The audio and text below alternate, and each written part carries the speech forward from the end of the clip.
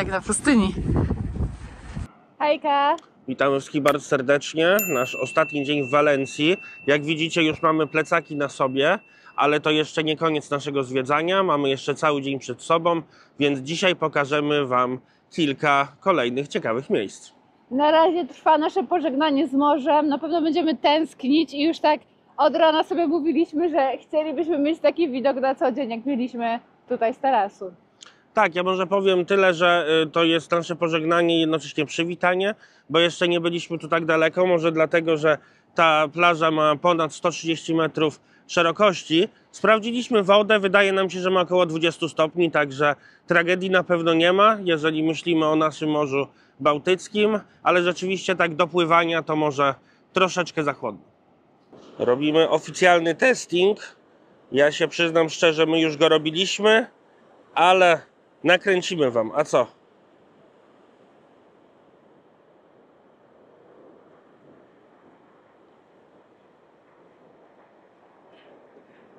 Jest taka chłodno-zimnawa. A z drugiej strony plaża wygląda tak, więc jak widzicie naprawdę bardzo, bardzo szeroka jest plaża. No i jak widzicie też ta infrastruktura wcale nie jest powalająca, więc ten hotel oczywiście to jest taki 5-gwiazdkowy po 1000 zł, jak nie więcej za noc, albo 4000 zł za noc, jak sprawdzaliśmy, może bardziej to. Terminu, dokładnie. Tutaj macie takie mniejsze hoteliki, my się w nich zatrzymaliśmy. Miłe, ładne, czyste i wygodne, ale spodziewalibyśmy się czegoś więcej. Rzeczywiście będzie tutaj zdecydowanie więcej hoteli. Dokładnie, jak za te ceny, które tutaj sobie krzyczą, można by myśleć, że będzie coś lepiej. No a teraz już spadamy, idziemy do miasta. Pa, będziemy tęsknić.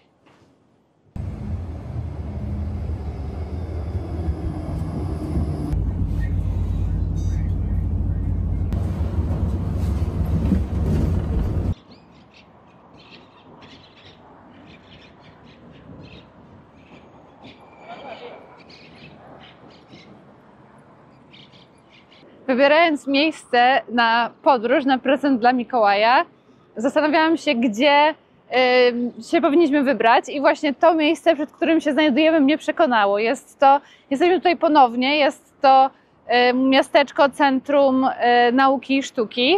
Jest ono przepiękne, bardzo futurystyczne i ostatnio pokazywaliśmy go Wam o zachodzie słońca. Teraz pokażemy Wam go w dzień i być może wejdziemy do jednego z budynków. W tym wielkim kompleksie znajduje się wiele budynków takich naukowo-kulturalnych. Na przykład za mną znajduje się Muzeum Nauki. Tam trochę bardziej z boku znajduje się w kształcie takiego oka Hemispheric, czyli miejsce, gdzie jest planetarium i kino 3D IMAX, gdzie są prezentowane różnego rodzaju pokazy takie naukowe. Oprócz tego jest tutaj taki teatr, scena, opera. Jest palmiarnia, pod którą się znajdujemy i może spróbujemy do niej wejść. I oczywiście zapomniałam o największej atrakcji, czyli oceanarium, największym oceanarium, akwarium w Europie, które znajduje się w tamtym kierunku. Zeszliśmy sobie w dół i tutaj jeszcze lepiej widać, jak wyglądają te budynki. One są naprawdę przepiękne, są ogromne. Bardzo fajnie, że są na biało pomalowane. Tam się ciągnie, to ciągnie. Cały ten park, to miasto ciągnie się przez 2 km. A teraz postaramy się wejść do muzeum. Tutaj możecie zobaczyć, jak cały ten park wygląda. Oczywiście dookoła niego jest jeszcze ogromny park. Tutaj macie miejsce, gdzie wystawia się sztuki. Jest hemisfera. My zaraz będziemy szli do muzeum. Jest też palmiarnia. A tutaj w oddali możecie zobaczyć oceanarium, jakie jest duże. Jesteśmy już w muzeum. Wejście tutaj kosztuje 9 euro. Macie tutaj całą infrastrukturę, jeżeli chcecie zostawić swoje rzeczy, jeżeli chcecie skorzystać z toalety, nie ma żadnego problemu. Można tu oczywiście też coś zjeść. Gabi właśnie kupiła bilety. Zaraz będziemy oddawać nasze plecaki i ruszamy na zwiedzanie. No i cóż, up to space. Jedziemy. Chyba zaczniemy sobie od jakiejś misji kosmicznej, bo jesteśmy trochę w tych tematach zaprzyjaźnieni, ale zanim to zrobimy, to patrzcie, tam są normalnie jakieś mrówki albo robaczki. Zaraz zobaczymy, co tu się dzieje. Fuj. Tu nawet nie chcę wiedzieć, bo coś wyskoczy i mnie przestraszy. Tu macie patyczaki, widzicie? Tutaj też nic nie widzę i może to i lepiej. A tutaj spójrzcie, jakie pracowite mrówki. Cały czas coś noszą. Cały czas zajęte. Patrzcie, a tutaj się wykluwają kurczaczki.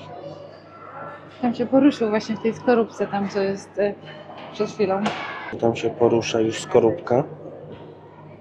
I może zaraz się nam pokaże jakiś kurczaczek. Tak jak tamten. Do naszego kurczaczka jeszcze wrócimy i zobaczymy, jak tam się rozwija, czy już mu się zachciało wyjść ze skorupki, czy nie. A teraz wkraczamy do miejsca, gdzie mamy bardzo piękną wystawę dotyczącą kosmosu. Spójrzcie, jaki stary skawander. Widać, że to jest radziecki skawander, przynajmniej po CCCP. Tutaj macie rakiety kosmiczne. Całkiem fajna ta wystawa, bo rzeczywiście jest tutaj dużo miejsc, gdzie można samemu się sprawdzić. Tutaj na przykład panowie sprawdzają swoją reakcję, czas reakcji. Naprawdę sporo wiedzy, ale odkryliśmy pewne nieścisłości. Bo na samym wstępie było napisane, że astronauta musi trenować 4 lata, zanim poleci w kosmos, a my już wiemy, że jest to nieprawda i wiemy to z tak zwanego rodzinnego doświadczenia. Spójrzcie, tutaj dalej macie coraz więcej informacji. Tutaj macie na przykład pewnie z teleskopu Hubble'a zdjęcia. Przepiękne. Idziemy teraz oglądać film w pozycji leżącej. Jest tutaj strasznie niewygodnie. Okropnie. Myślę, że w rakiecie mają wygodniej. Mam nadzieję. Tak to mniej więcej wygląda. No i cóż, oglądamy film, jak startuje rakieta. Jakbyście się zastanawiali, to jest klucz do stacyjki do Sojuza. Czyli jednak mają tam klucz, żeby odpalić rakietę. Gabi teraz trenuje zupełnie jak astronauci w kosmosie. Możecie nawet sprawdzić, jak pachnie kosmos. Tutaj są różne zapachy.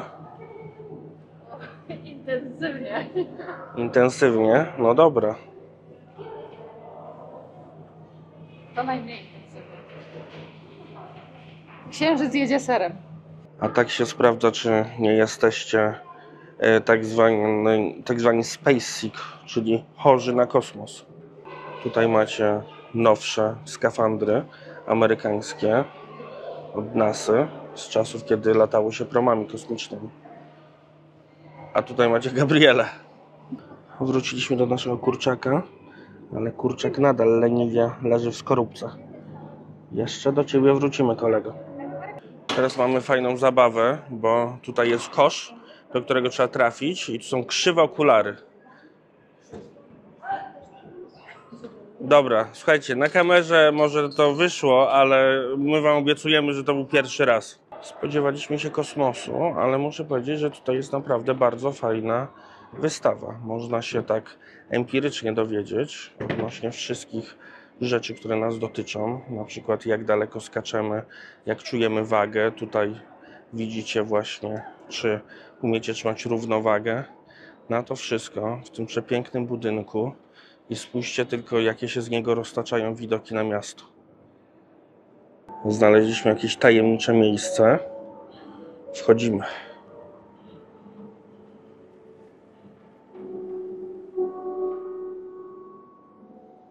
No, jesteśmy w nieważkości.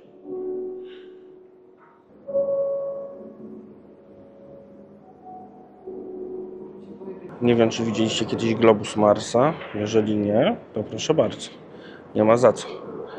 A tutaj zaraz obok kolejny łazik marsjański.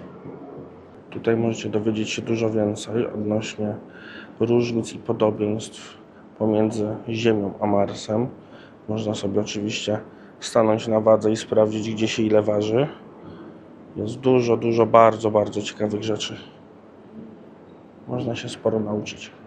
Patrzcie, możecie tutaj nawet zagrać w Space Invaders, czyli jedną z najpopularniejszych gier w historii, jeżeli chodzi o maszyny. Na koniec wchodzimy jeszcze do jednego pomieszczenia. Ono tyczy się Ziemi. Spójrzcie, jak przepięknie to wygląda. No, tu możemy się dowiedzieć, dlaczego Ziemia jest wyjątkowa. Już myśleliśmy, że wychodzimy, a tu odkryliśmy kolejne pomieszczenie dedykowane Księżycowi. No i spójrzcie tylko, w takich kapsułach lądowało się na Księżycu, a raczej z Księżyca się wracało. Na koniec podamy do naszego przyjaciela kurczaka. Nasz przyjaciel nadal śpi, także niech się bawi. Mamy nadzieję, że się wykluje, że będzie szczęśliwy, a wy, kurczaczki, trzymajcie się. Wyszliśmy już z muzeum. Mamy nadzieję, że wam się podobało tak samo, jak podobało się nam. Naprawdę fajne miejsce, naprawdę warto. 9 euro to niedużo, można się tu bardzo dużo dowiedzieć i tak naprawdę to można tu spędzić calutki dzień. My chcemy jeszcze wam pokazać kilka innych rzeczy, więc zdecydowaliśmy się wyjść. No i cóż, jedziemy teraz na miasto. Może po drodze szybko coś zjemy, bo mieliśmy dzisiaj tylko malutkie śniadanie. Ja chciałam tylko dodać, że ja się bardzo wybawiłam i dla dzieci to jest naprawdę super miejsce, także jak jesteście z dziećmi, tutaj to przychodźcie. Tylko spójrzcie na ten widok. Przepiękne miejsce. Lecimy już do centrum, ale jeszcze raz chciałem wam pokazać. Spójrzcie na tą palmiarnię, która tutaj się ciągnie. Dosłownie setki ma metrów. Tutaj macie hemisferę, gdzie można oglądać bardzo fajne przedstawienia, bardzo fajne filmy. Tutaj sobie przejdziemy szybko przez nią, żeby zobaczyć, jak wygląda ten budynek, bo te budynki są naprawdę fascynujące. No i też tak wam dodam, że tutaj to można by było z tydzień spędzić, bo macie oceanarium, macie hemisfery, macie występy, macie muzea, także naprawdę miejsce na wakacje. Właśnie w tej kulce macie planetarium i takie kino 3D IMAX-owe. Tutaj w środku fajne miejsce, bo nie wieje. Spójrzcie, jakie wsporniki. To tak ogólnie z zewnątrz bardzo przypomina oko. A tutaj możecie zobaczyć drzwi. Ja nawet nie wiedziałem, że to są drzwi, ale dostrzegłem, że tutaj macie zamknięte, tutaj otwarte. Czyli jak chcą zamknąć, to zamykają takie wielkie wrota. Ostatnie spojrzenie na lewą stronę. Ostatnie spojrzenie na stronę prawą. I już nas nie ma. Zostało nam dosłownie godzinka, półtorej, więc postaramy się jej jak najlepiej wykorzystać. Jeszcze coś wam pokazać na Starym Mieście. Zobaczymy, czy się uda, bo musimy tam dojechać. No i naprawdę bardzo burczy nam w brzuchach, więc chcemy jeszcze coś na szybko wszamać.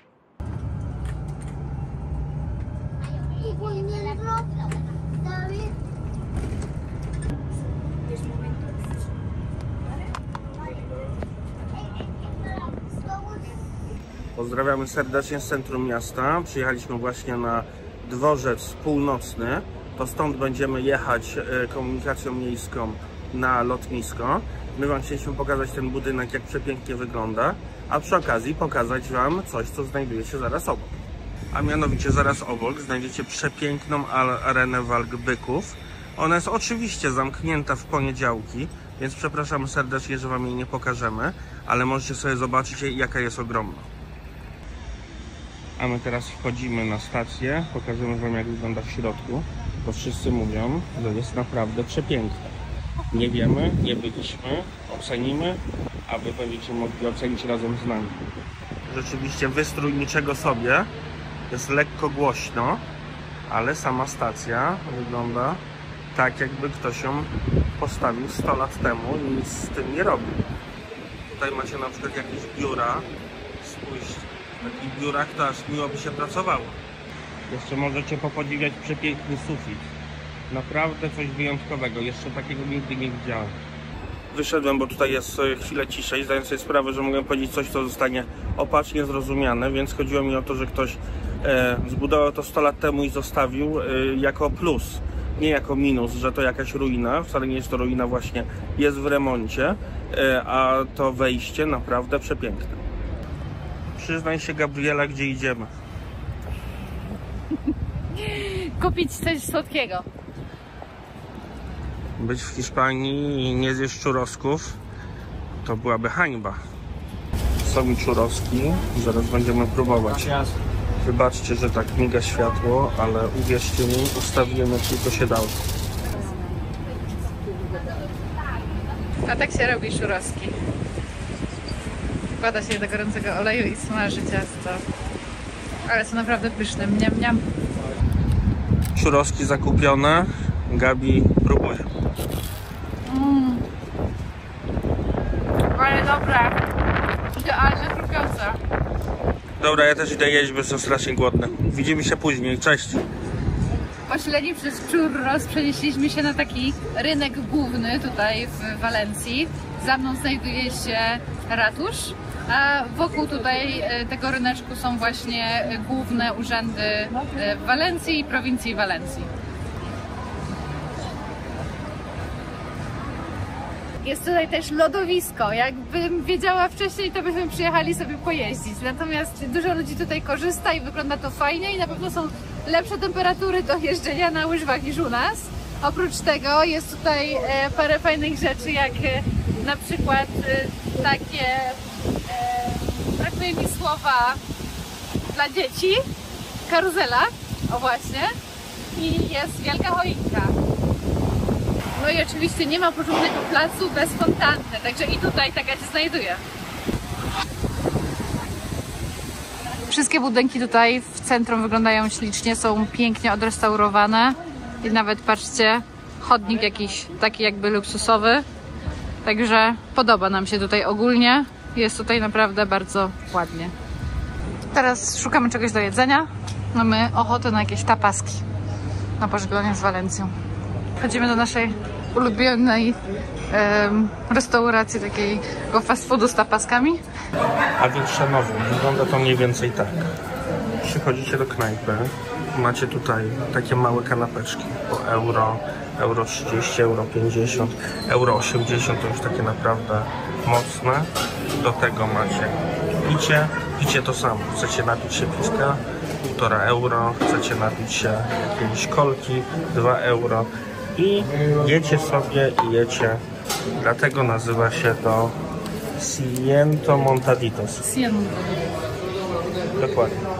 Gabi zamawia jedzonko, zaraz zobaczcie jak wygląda. Przez rachunek 22 euro za 13 rzeczy. Zadowolona? Będzie jedzone. Przyszło jedzenie?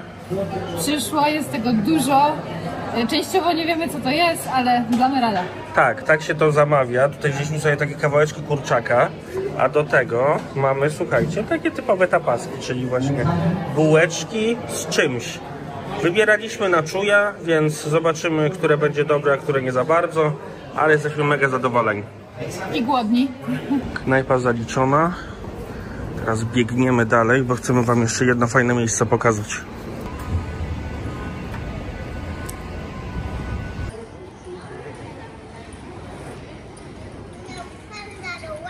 Walencja słynie również z wszelkich muralów. Jest taka dzielnica Rusafa, którą polecają właśnie na takie hipsterskie, dla takich hipsterskich restauracji i dla zobaczenia fajnych murali.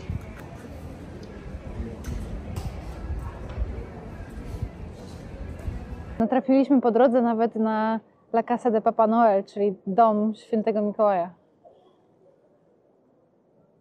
Dotarliśmy do naszego punktu finałowego, czyli po prawej znajduje się Market Central, czyli centralny market, gdzie można praktycznie wszystko kupić, jak jest otwarty, a jak widać jest zamknięty.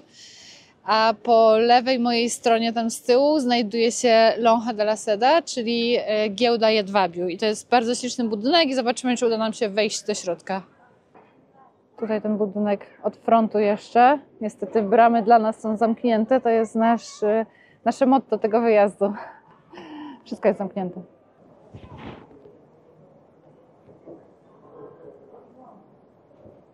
Ale to, że wszystko jest zamknięte, nie zmienia faktu, że bardzo nam się tutaj podobało. Bardzo jest fajnie w Walencji. Fajnie tutaj odpoczęliśmy naprawdę. Nie musieliśmy wchodzić do tych wszystkich zabytków, żeby poczuć klimat tego miasta. Także bardzo polecamy tutaj przyjechać.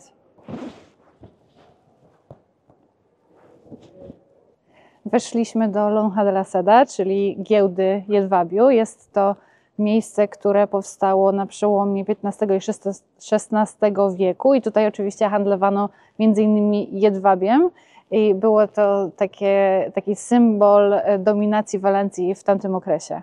Wejście tutaj kosztuje tylko 2 euro, więc warto i zobaczcie, jakie to jest piękne miejsce.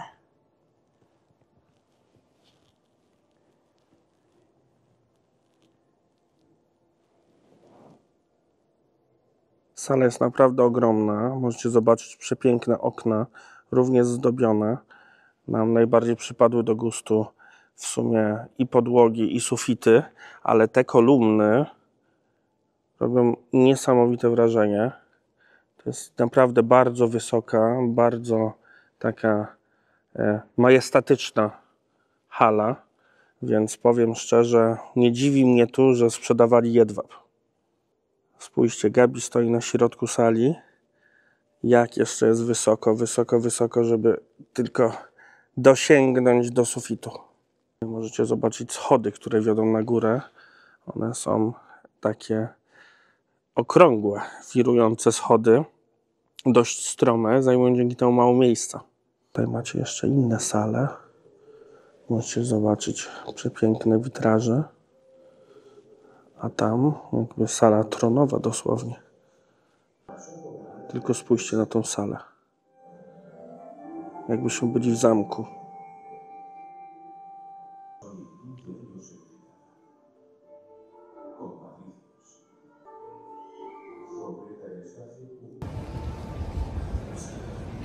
Z zewnątrz ten dom też jest bardzo ładny, no i tradycyjnie w ogrodzie znajdziecie dużo drzew pomarańczowych.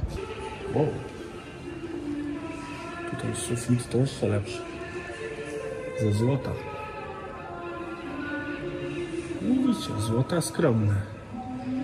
Da się żyć, no jakoś musieli przetrwać.